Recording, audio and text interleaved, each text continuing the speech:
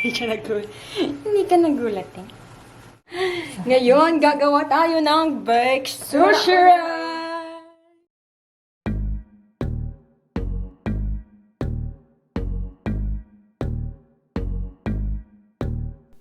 Ingredients are cream cheese, sour cream, mayonnaise, imitation crab, cooked white rice, also the roasted seaweed.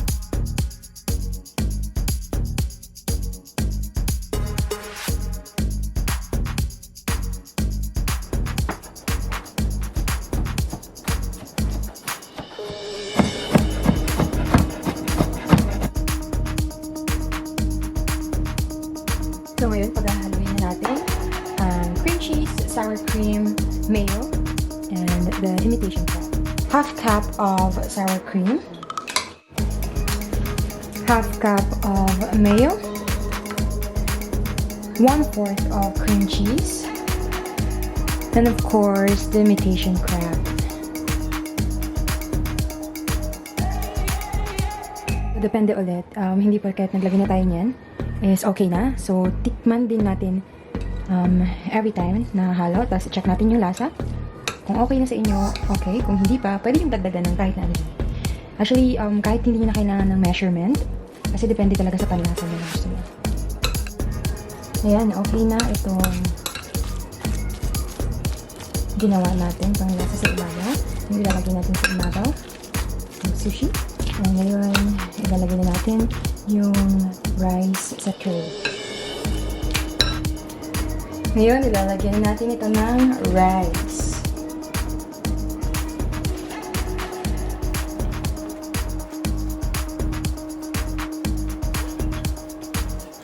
Ayan, okay na yung rice. Nailagay na natin at na-flatten na rin natin yung ibabaw.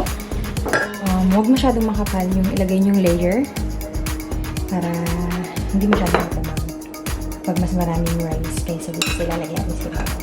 Ngayon, ilalagay na natin itong crab sa ibabaw. Spread natin. Nalaman ko to din sa pinsan ko from Las Vegas, si Kelly Murao.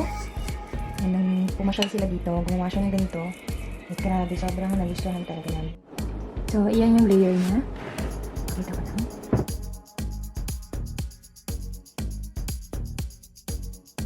Ngayon, paiinitin na natin ang oven ng 350 degrees.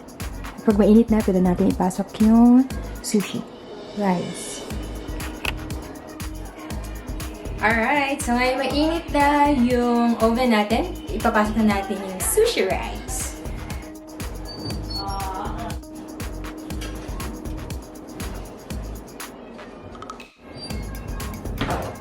So now, sinata natin yung timer ng 15 minutes. And after 15 minutes, i-broil naman natin siya ng 5 minutes.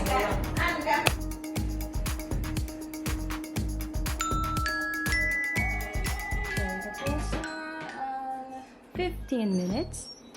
Check natin. Ayan siya. So, i-broil na natin siya. Lagay na natin siya sa broil for 5 minutes.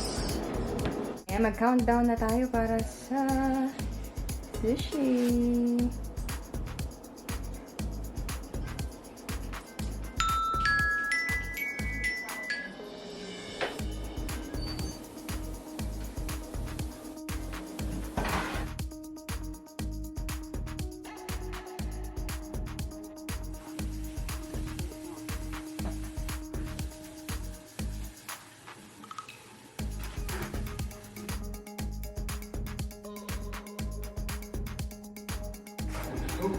Volonturo, ate. Dahil yung totoong comment. Focus mo yan. Uy, umuusok pa, oh. Sakto lang ba? Sakto yung lasa sa akin. Masarap ako. Promise. Ano bang kumuha ng isa? Dad, try it. Masarap siya. It's a baked sushi rice.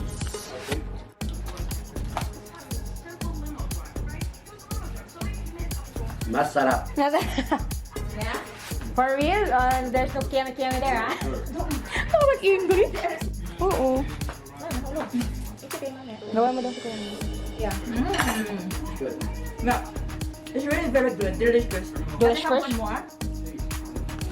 You can... Very, very good. Papikit-pikit ka pa. Mapapapikit ka pa sa init. Sa init pala, hindi sa sas. Kasi I like the one, yung edge, masarap siya. Bakit ganyan? It's really very masarap. Sarap. Yeah. Yung sa Pero try gilid niyo na sa bahay brown. niyo.